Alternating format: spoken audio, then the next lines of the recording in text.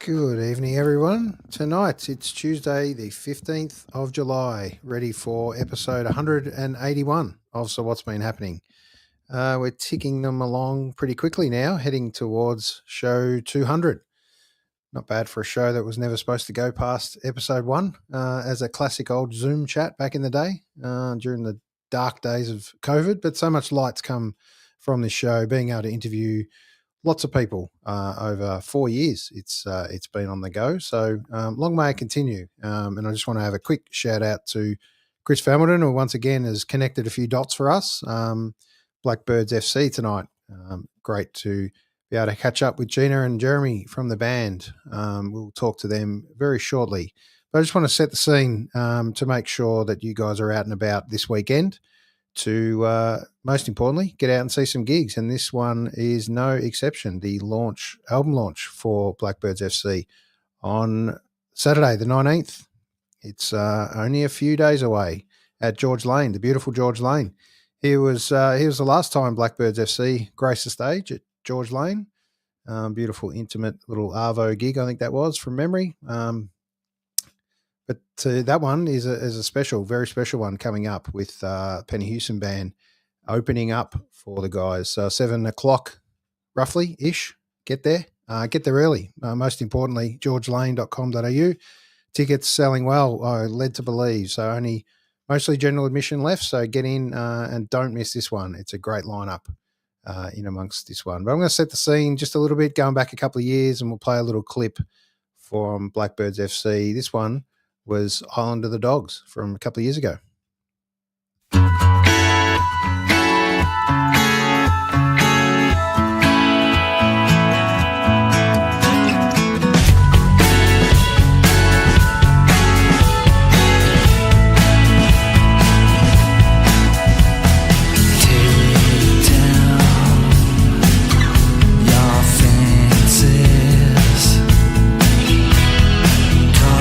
Those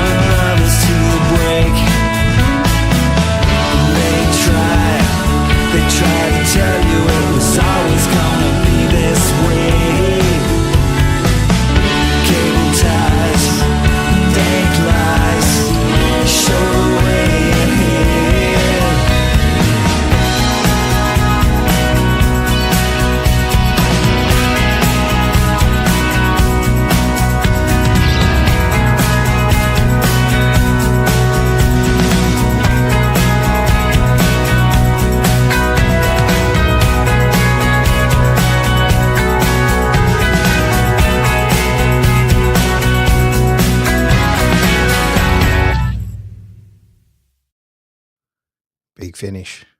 I always love when I'm going to play a minute or so of a clip and decide to play the whole thing just randomly, because I love it. I love that clip from a couple of years ago.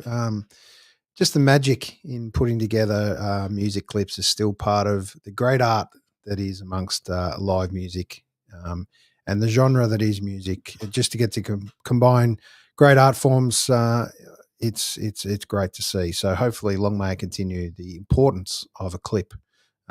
We haven't got other clips to play for you tonight for these songs, but we will feature album artwork and we'll discuss in amongst the songs. But let's bring the guys up for a chat. Firstly, let's bring up Gina. Hi, Gina. Welcome. Hey, Aaron. Thank you. Thanks for having us. No worries. Thanks for joining me. And let's bring up Jeremy as well. Welcome. Hey, Aaron. Hey, Gina. Hey, Jess. It all feels a little weird for you guys not being in the same room. You'd probably possibly be even rehearsing on a night like tonight in a lead up to a gig. We get to dial into Glenn Huntley's finest. It's a great place, referred to as Blackbirds FC. But thank you, most importantly, for sharing a Tuesday night with me for a little while and having a chat about the new album. Oh, thanks so much for having us. It's really exciting to be it's always exciting to put new music out, but your third album, it's really nice to get the vinyl finally out there and release your little dove into the big world again. Yeah, it's an amazing feeling of relief and kind of it's lovely to hear what someone else thinks of it, having kind of, we've poured over it and listened to every detail and thought about every little bit, and kind of you lose perspective. I think it's lovely to hear someone else just respond to it rather than, go, oh, geez, I don't know, did we get that kick drum sound right, or that kind of thing. Yeah, it's 3 albums in. Do you ever feel like you've got it, or what changed in particular in this third album, Gina? What was can you think of anything that was a little different to what you've normally done before? Probably it feels so much rockier than the 2 prior, and I think we were rehearsing leading into recording, and we talked about Jez was playing acoustic guitar and I was playing acoustic too, and it just felt like, hang on, let's swap it out a bit and let's play some electric guitar. And changing Jez to the electric guitar, suddenly all the songs just started to really take shape. And so I think that feel a bit rockier in this recording. It just feels a little bit tougher in some of the songs. And I've written a couple of, of one that's quite a, fast-paced, rockier one too. Yeah, I think the others maybe were the first one in particular, field recordings, a little bit low-key, a little bit more country vibes. Yeah. Yep. Yeah, it's definitely always good to change it up. What's your thoughts, Jeremy? Yeah. You obviously go along with that, but what else can you add there? Oh, look, definitely.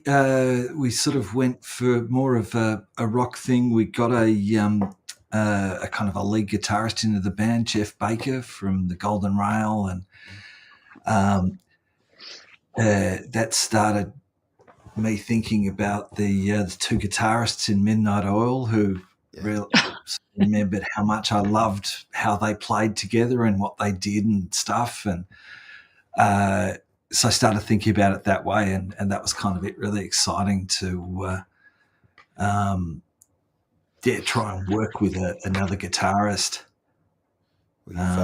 You've done it beautifully. The gigs I've seen, Jeffy Baker adds an incredible amount to this band. Some beautiful licks in amongst it, lets you guys do your thing, and just adds. He's a quiet man that just sits beautifully at the back, but God, he makes a sound.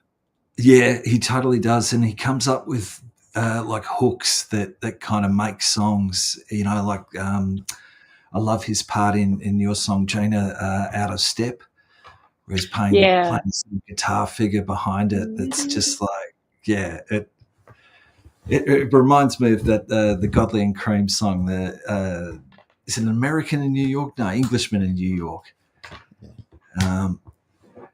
But yeah, it's just really candy stuff from him. Well, it sounds like a great place to start. Let's play a little bit of Out of Step, and let's listen for a little bit of Jeffrey Baker in there.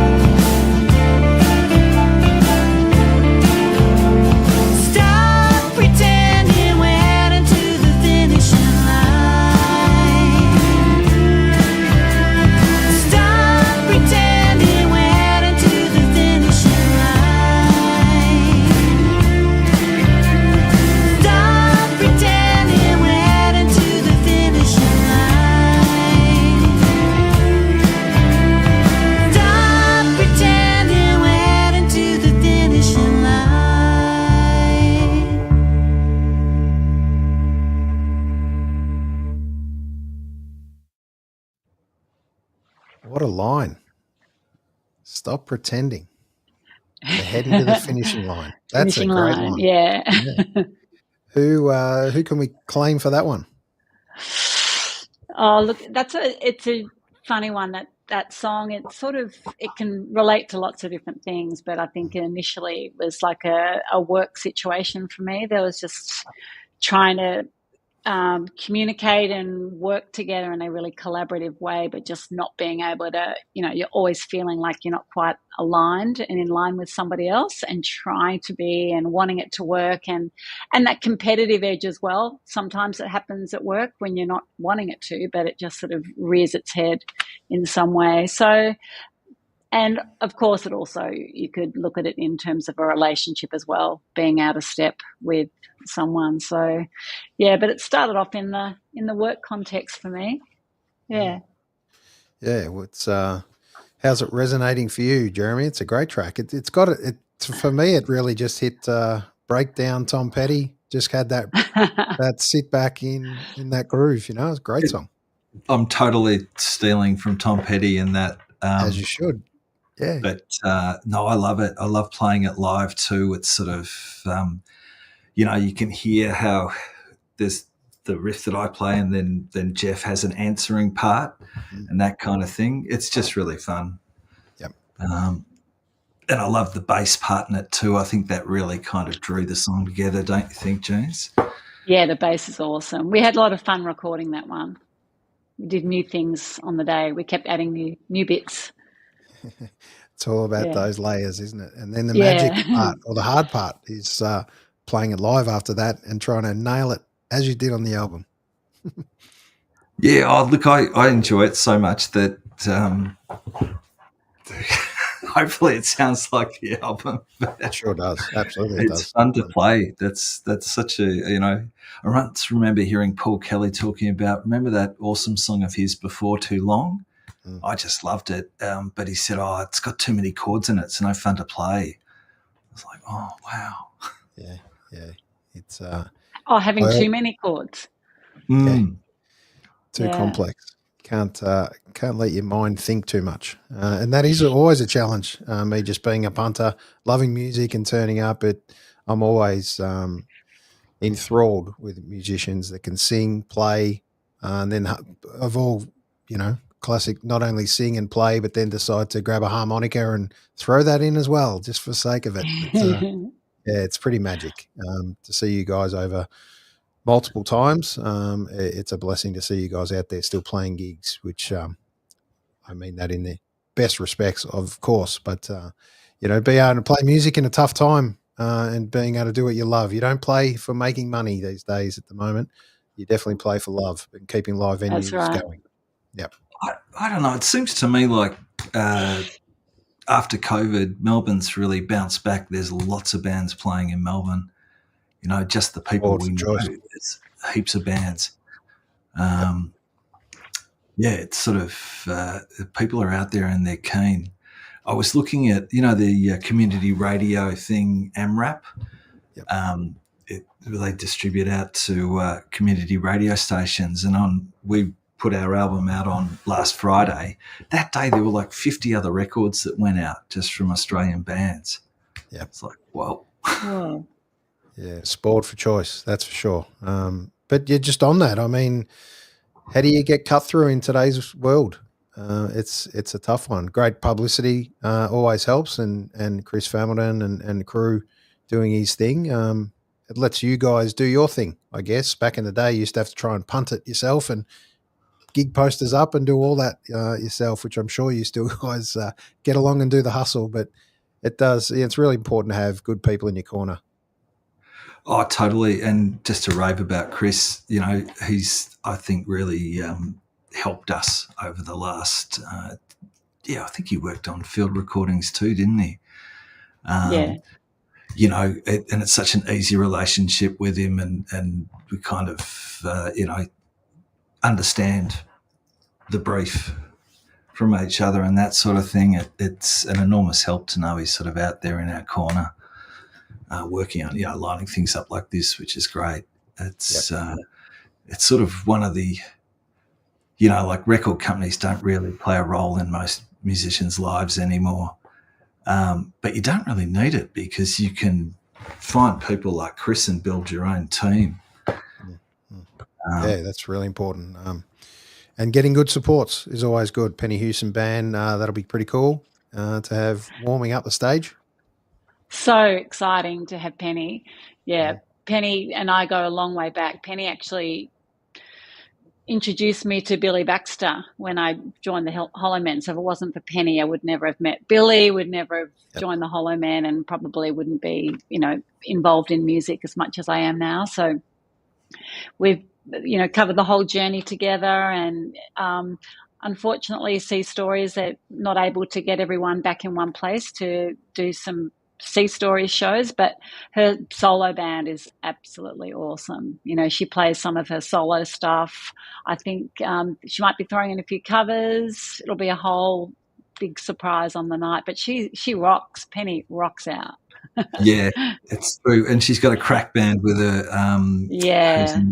Dave Foley on drums. And Dave Nelson. Yeah, I think there's the three of them. From the Killjoys, I think, yeah. Yeah. And I can't remember his name, but the guitarist is from, I think, Penny Eichinger's band too. So, but they rock, and Penny's amazing. Yeah, she can play any instrument. You put in her hands, anything she can do. Yeah, one of those ones I was talking about before. Yeah, absolutely. We were launching a song. It's on this record called "Rings Around the Sun" as a single, and it had a what was it? Not a harmonium, mellotron part in it, and we thought we had someone lined up to play it. They fell through, and then virtually on the night, wasn't it, Jeans? We just rang Penny and went, could you play this part for us? We've got the sheet music. And she just walked in and rocked it. It was brilliant. Yeah. There's great parts. And some of those magic that happens in the room on a night. And George Lane is definitely one of those places for some of that magic, for sure. I've been in that room countless times, as you guys have, and experienced moments that you just never forget. It's the magic of being in that room. It is. It's such a gift of a venue, isn't it, for Melbourne? Artist friendly. It's got lots of comfy seats, which I like when I'm. Yes, absolutely. Yeah, the lamp light, the eclectic sort of artwork and seating, just got a really warm, friendly vibe about it. Yeah, it's definitely. perfect. And shout out to Lockie and John, who run such a great venue there. Absolutely. All right, we're going to. Sorry, keep going. Well, I'm always blown away by the history of it. Like there's a whole lot of posters out in the lane that are copies, I think, of Seaview Ballroom posters, and the lineups that have played in that building are just incredible. XTC and Boys Next Door, and it always blows my mind. I kind of. Yeah, there's definitely been some magic in that St Kilda whole area for sure. And long may it continue, because we all know we're losing venues probably faster than growing them, that's for sure. But we are incredibly blessed in Melbourne to have such a great live music scene. The Sydney siders very much compare ourselves, but they're no match for our live music scene, that's for sure. But it's not easy to get on the road and tour albums and do shows. So have you got anything like that in the works for you guys after this initial show at George Lane? Oh, we've never been to Sydney. No, I've been thinking about it. Like, honestly, if there was anywhere to go, we should go to Sydney. We need to get in the Tarago and hit the road and do it back in the old days. There you go. Yep. Stay in Bondi Do they Beach. still rent Taragos? Is there such a thing as a Tarago anymore? I think they do. I think it'd just be fun to do it, wouldn't it, James? Just to go up there for the what the hell factor. So it is something we're thinking about. Yeah. Well, that's one thing Famo does well. Chris Familton, he puts great bands together and organises little ventures and tours in amongst areas. So he's your man for sure. But why not do it like you used to do it? That's how we should be still doing it, like you guys are after all these years. Yeah. All right, we're going to hit what's the half-life of Loving You. It's a long title.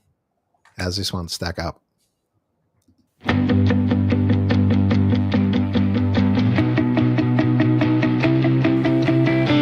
skinny great man was standing on a stage, held us in his hands, the songs that he played.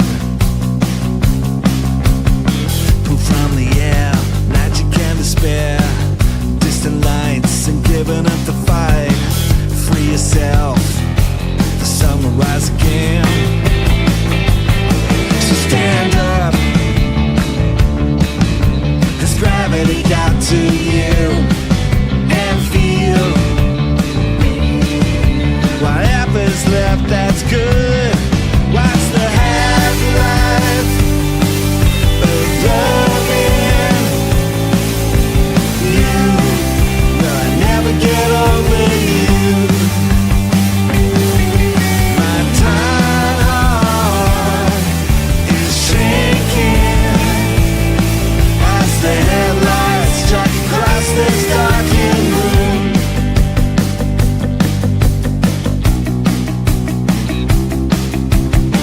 I slept for days after you'd gone. Yesterday dreaming and hiding from the sun. Lioness in a blue silk dress, fight sharks. Now you broke my heart. Never mind, the sun will rise again. So stand up, has gravity got to you, and feel whatever's left that's good. What's the half-life of loving you? Will I never get over you? My tired heart is shaking as the headlights strike across this darkened room.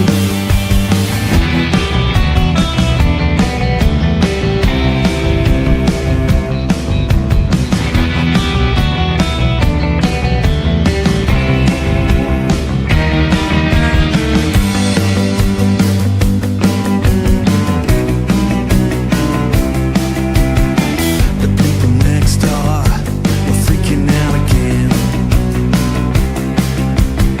Can't make the words out, but I can hear the pain. Later on, I wanna meet my demons. Makes sense, I chose them for a reason. Don't you worry, the sun will rise again. So stand up, has gravity got to you, and feel whatever's left that's good. What's the half-life of loving you? Will I never get over you? My tired heart is shaking as the headlights strike across this darkened room.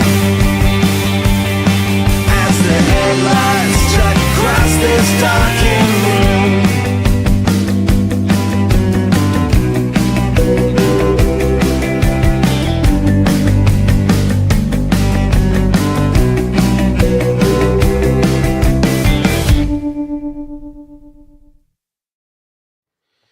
And the big finish.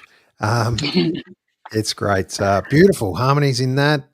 Gina and Jeremy, it's a great one. No, you're right. Bit rockier on that one. Nice solid drum beat. I love it. Yeah, and we've got Julian Chick, our bass player. He sings backing vocals on that as well, and that's added a new dimension to us live as well because we've got the 3-part harmony happening, Beautiful. and the cello line in that is absolutely sublime. I reckon. Yeah, I reckon who it makes plays the that? song. Who plays that? That's Beck Long is our Okay. cellist. Yeah, Very nice. but it's really special, that line. It's my favourite bit, I think, that third verse where she comes in. Yeah, me too. It is a beautiful surprise. Yeah. Absolutely. Yeah. But Julian killer. he's a beautiful singer. He's a great harmony singer. He's got an excellent ear. And we didn't kind of notice it until we went and saw him in another band and went, hang on. Yeah, you can sing. Where'd that come from? I can sing. Yeah. No, I think actually it was at one rehearsal, I think, Jez, he was doing something in the background. I'm going, hang on a minute, where's that coming from? And so we sort of had an inkling, and then we saw him live and it was fully confirmed. Yeah. Very nice.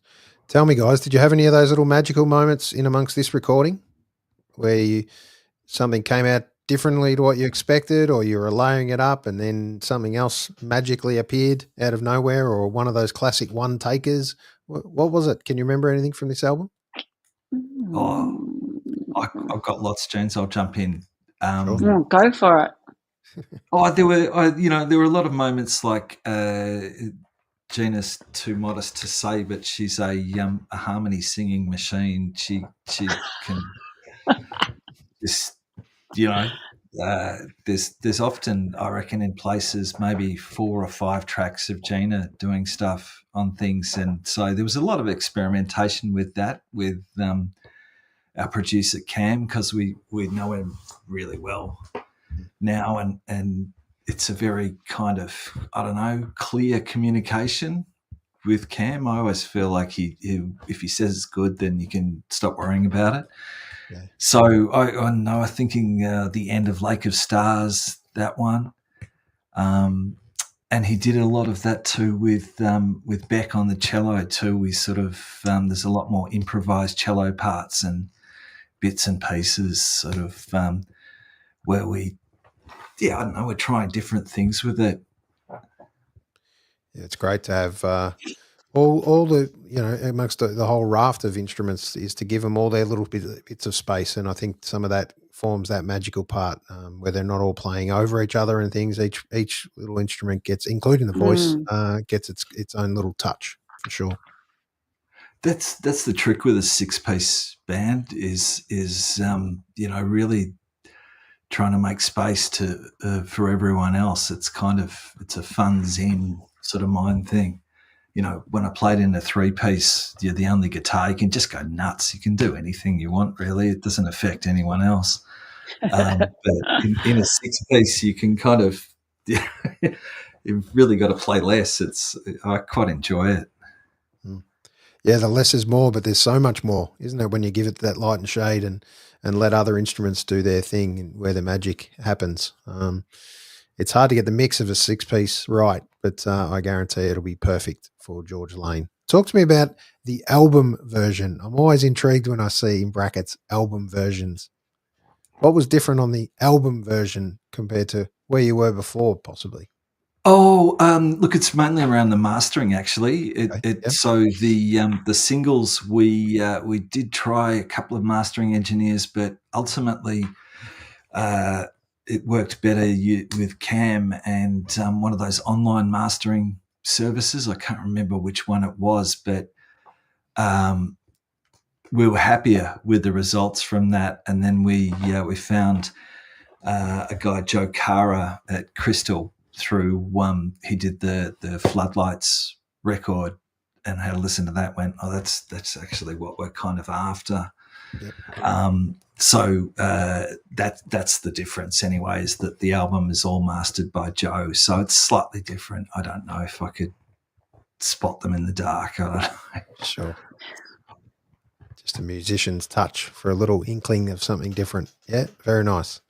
I love the idea of having another human involved in that process as well, and making kind of, a response to it.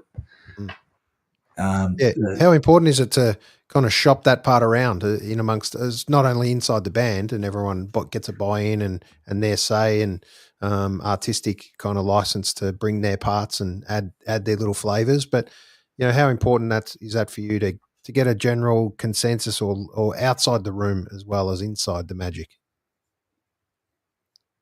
Oh, I don't know, James. Have you got...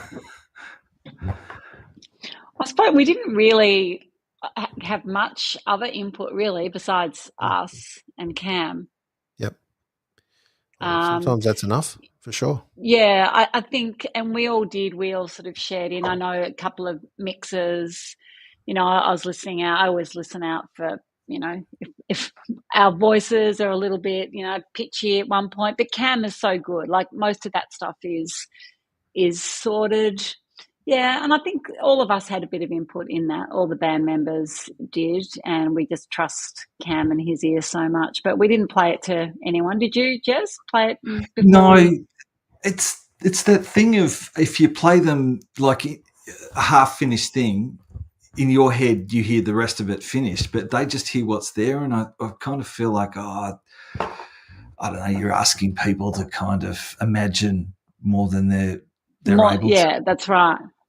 I remember that bit in Rings Around the Sun. Remember that first version we had the bells really loud, and that just wasn't ringing true for me. And then we ended up compromising. We got this and now I absolutely love them. I love the bells and the lead into the chorus in that. But sometimes, we tweak things a little bit, but we pretty much agree on most stuff. Yeah, well, those bells, no one realised, percussive, they were tubular bells, or it was a sample of tubular bells, and they've got a really percussive metallic sound. It sticks out. It's very... Oh, it totally does.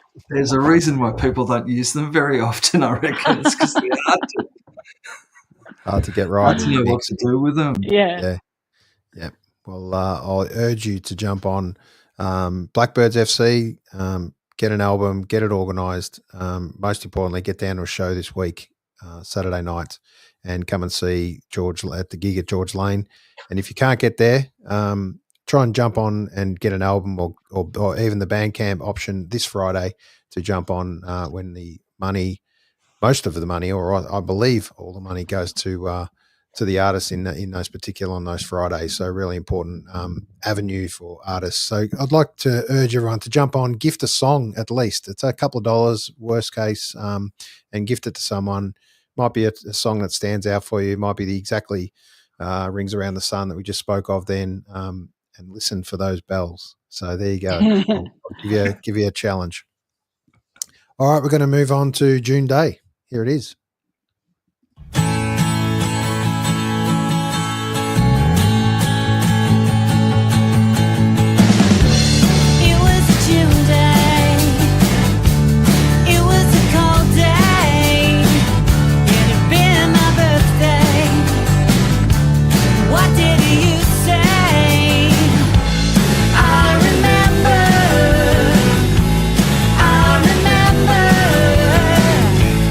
I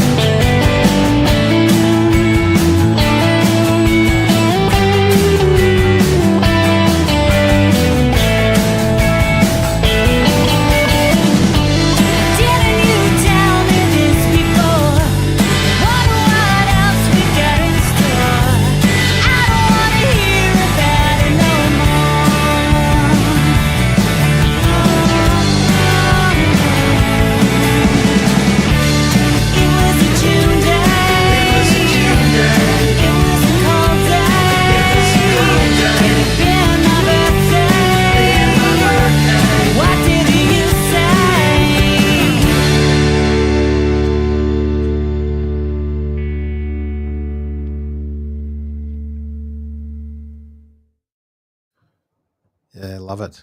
Described as glorious jangle rock. What a title. That's a great way to describe it. June Day. Tell us a bit about it, guys. Ooh, well, I can still remember, obviously, the simplicity of the lyrics, but it is quite a simple moment in time. Back in the early 90s, I first drafted this song like in the 90s, sitting in an apartment in Elwood. I can still just look out over the trees and see all the leaves bare, and it was just one of those days when someone sort of pulls the rug out from underneath you when you least expect it, and that moment just sort of stays with you forever, and you can't sort of really forget that moment. And it's like a bit of a still life for me that day. But yeah, loved it. And it continued to sort of morph. Like I wrote it originally then, and we tweaked and we played, and I did it with another band about the Catalinas about 20 years ago. And then when we did it, we added in the boys did some harmonies, which I love. It's so cool having that call and response bit happening in there as well. So it's really evolved into our own version now.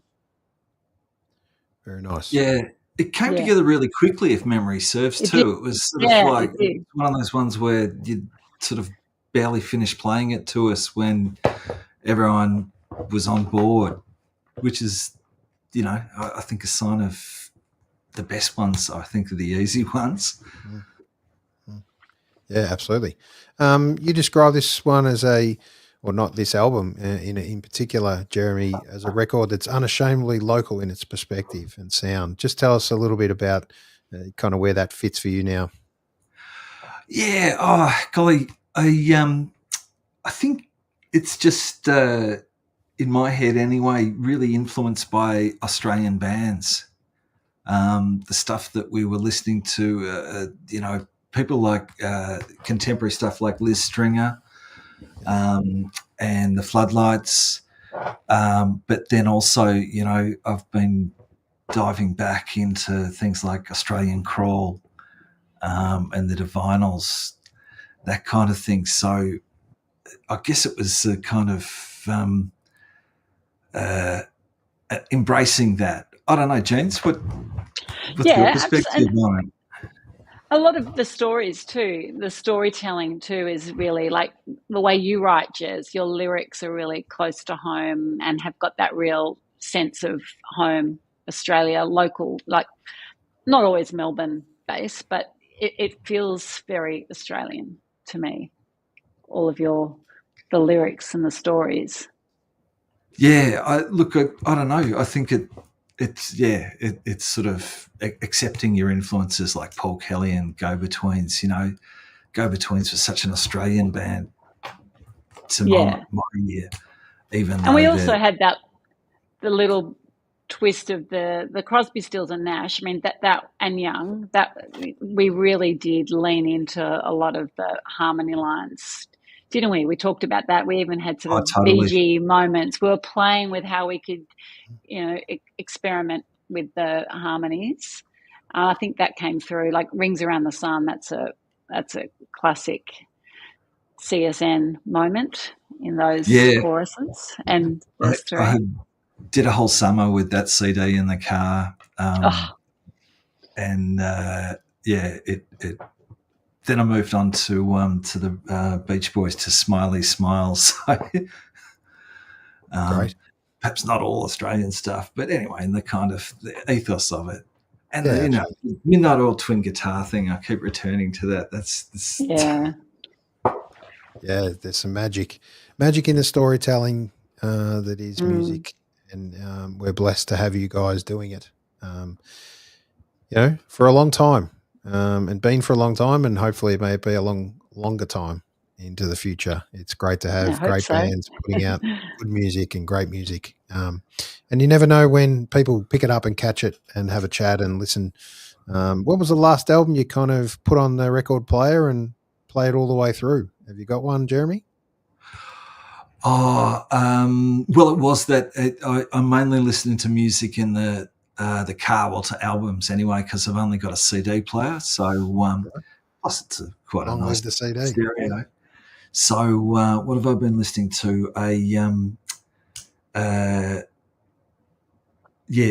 Brian Wilson, the Beach Boys, that Smiley Smile kind of album, and Led Zepp. A lot of Led Zepp lately. Bit of change up there between those two. Yeah. Sorry? Bit of a change up between those two, but great all the same. That's for sure. Yes. Gino, what about you? What have you been listening to recently? I've actually happens to be behind me. Band called the Reavers from Austin, Texas. Okay. They and Billy Baxter gave me those 2 albums. I listened to them a lot on vinyl. Beautiful 2-part harmonies. Love their work. We did a couple of covers of their songs with the Hollowmen, but yeah, they've been back on the turntable recently, just reconnecting with them.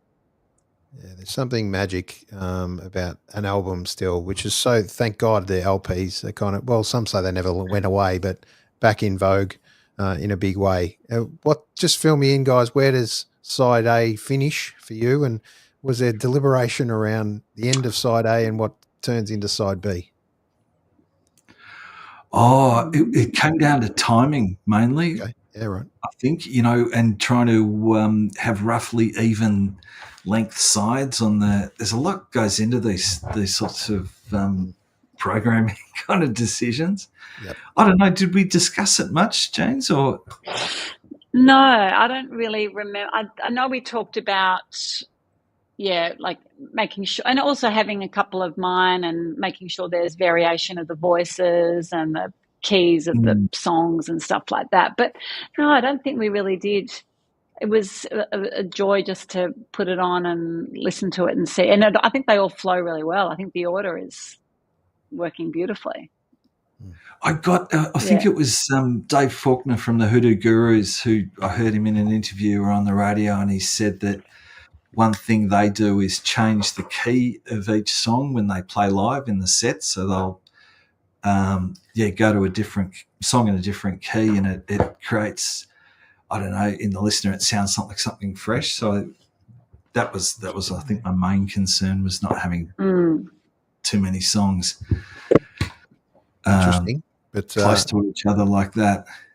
Yeah, interesting, but tough to pull together on stage as a live set without having everything ready to go. Tuning up, so that means a bit of ad lib in between. Who's the best ad libber in the band between the two of you guys?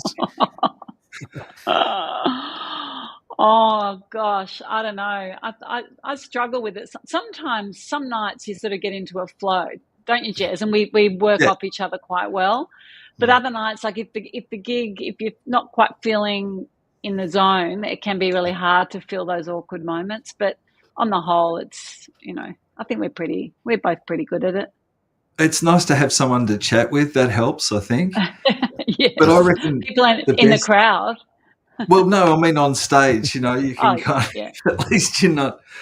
I reckon Jeff is probably the best ad libber. Like, he'll just occasionally come out with something which makes me, lose it laughing. Throws a little one-liner in. He is. Yep. He's got a very sly wit. Yeah, absolutely he does. All right, we're going to move into How Long, which is the last track on the album, but we're going to play a bit of that. Here we go.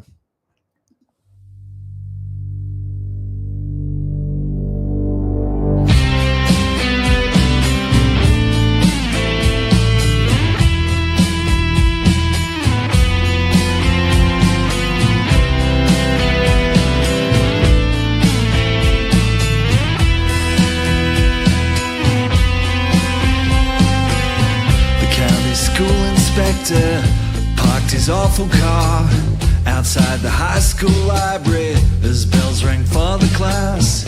Saw the shelves were empty, he felt a little proud. All those kids, it's safe from reading now. How long?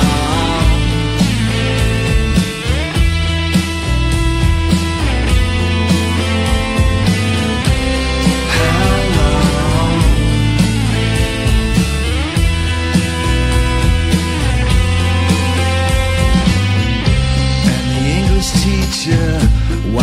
from the hall. All she could think of, red bonnets in the snow, and it happened slowly, just like a boiling frog, till what seemed so unlikely was now the common law. How long? How long?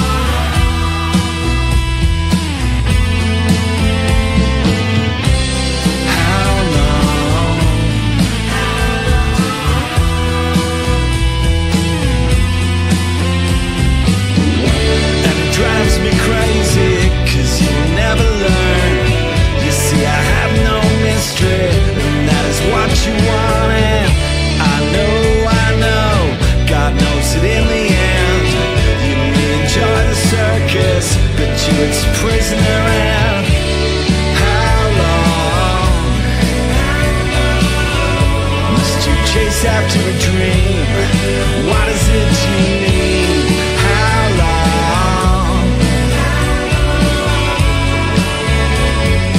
Come to me, I'm real. Come to me, I'm real.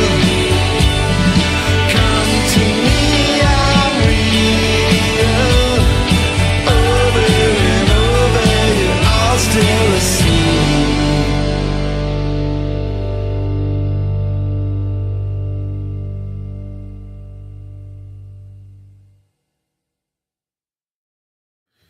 Talk about save the best till last. That one's a killer.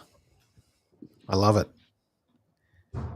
Yeah, it's got the key change always makes me laugh. Like, yeah, got a key change in there. It's always good to nail that along the way. Then reading through the details, bit of organ thrown in, Jeffrey Baker. You've thrown a bit of magic in there. Yeah, I think he was. What was he playing? It might have been an organ pedal, like a Yeah, you right. play guitar into it, but it comes out sounding like an organ. Yeah. Tricky everyone. But yeah, that riff he's got in the kind of introduction that comes back to is such a big part of that. And once again, the cello feature with Beck. Yeah, beautiful.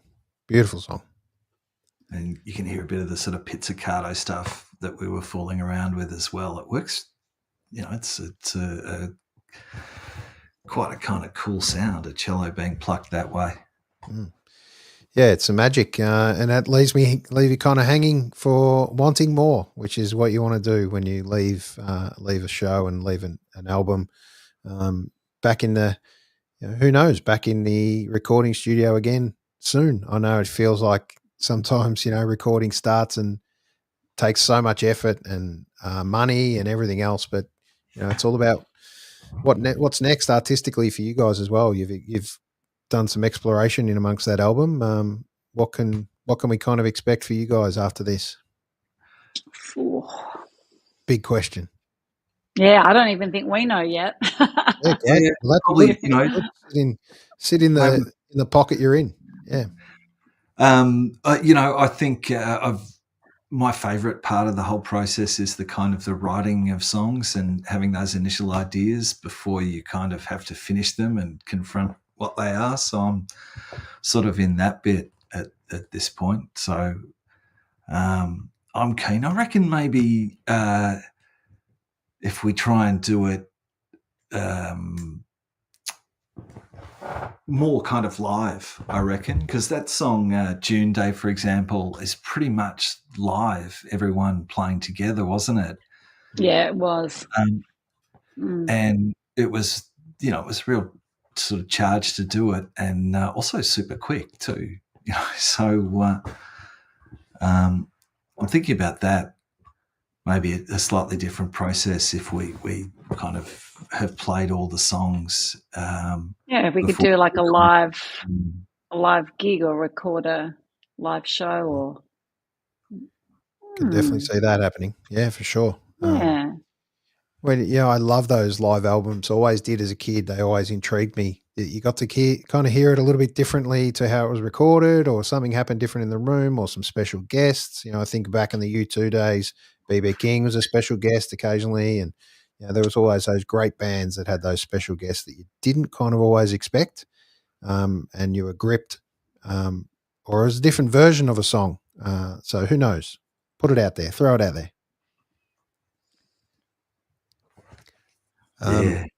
Yeah, well, I'll leave that one with you for a long time. We can dwell on that. We don't have enough special guests though, Jana. We've really only had Penny and Billy, I think, and that's kind of and Edie as well. Yeah, that's a good idea. We can maybe have a few special guests come up on Saturday night.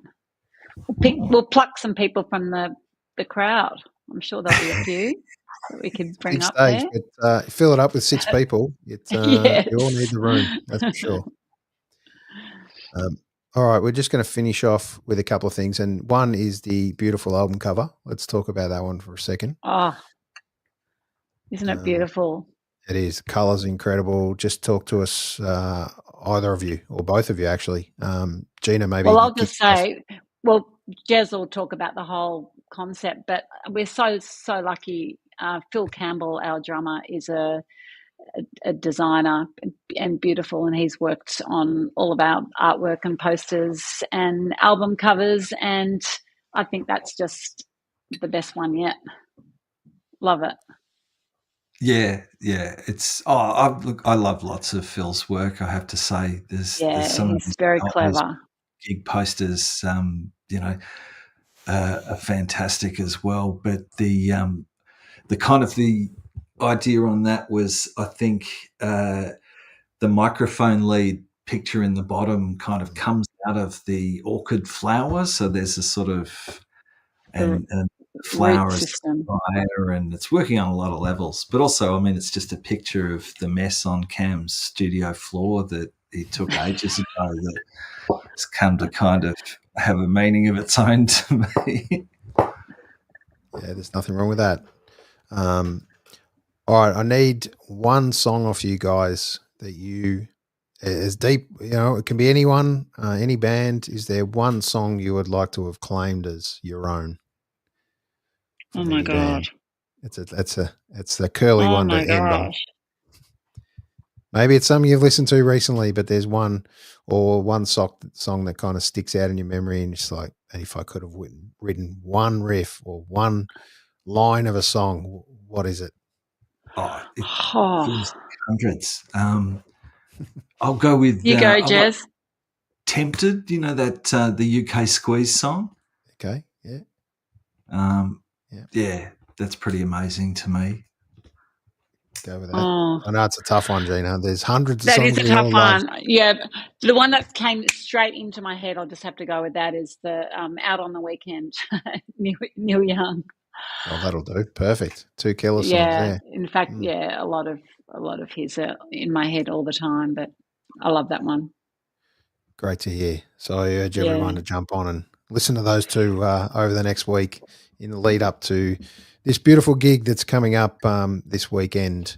Make sure you get there. George Lane is the place to be, georgelane.com.au, and we'll just give a last little picture of the launch. Here it is with the Penny Houston Band. It is Saturday night, the 19th of July. It will come around quick enough, and it will be a magic moment. So make sure you get down to there. Guys, we could talk easily for another hour in amongst your story. It's been great to have a chat about this new album for you. Desire Lines, interesting title. Where does that one come from? It's the another name for they're also called desire paths. But like when you've got a park, and there's pathways through it, but people don't want to follow the kind of curvy path. They just want to go straight to somewhere. So they create their own sort of track, and Desire Lines, where I kind of came across it was through that, and I like the rebelliousness of it, the kind of people sort of acting against the design or the intention. It's a good way to sum up the way the world is at the moment.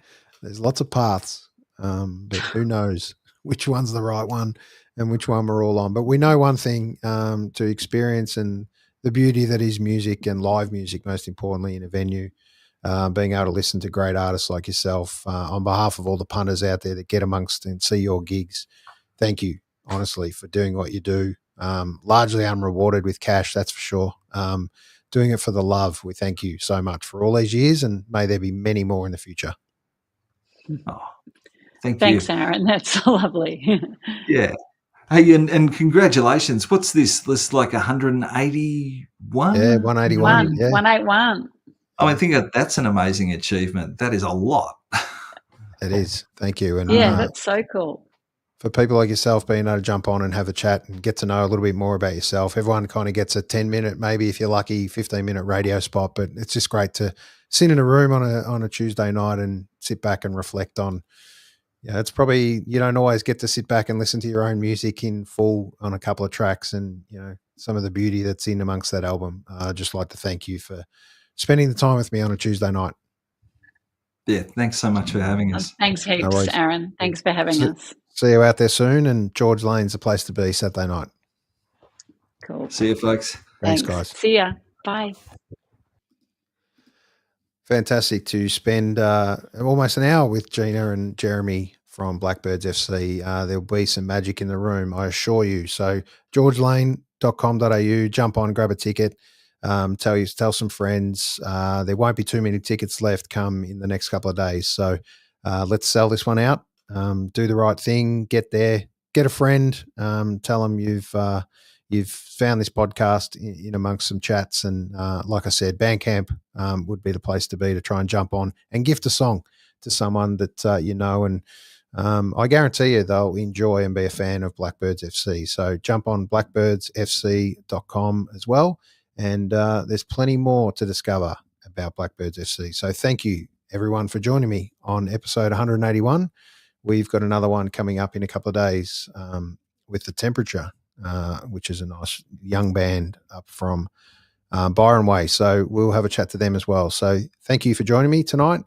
Thanks again to Chris Familton for connecting us, and good luck to Blackbirds FC this Saturday night. See you out there.